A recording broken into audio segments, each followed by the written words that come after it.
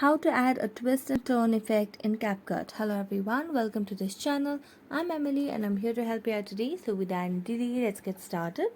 So first of all, open up the Capcut application on your device and select the project that you want to add a effect on. So here I've already selected the project. Now select the area where you want to add that effect on. For example, I want to add that effect over here. Then go to the effects section at the bottom of the screen and then tap on video effects.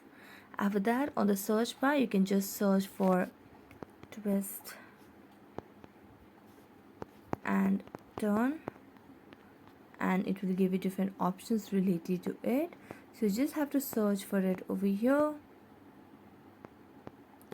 If you cannot find, then you can also just go and search from all different options over here. Now just search it down. You can take a little time over here.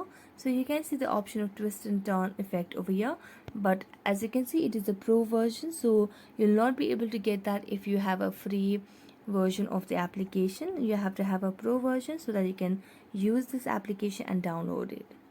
So thank you so much for watching this video. If you enjoyed watching it, don't forget to like, subscribe and hit the bell notification for more updates. That's it for today. See you next time.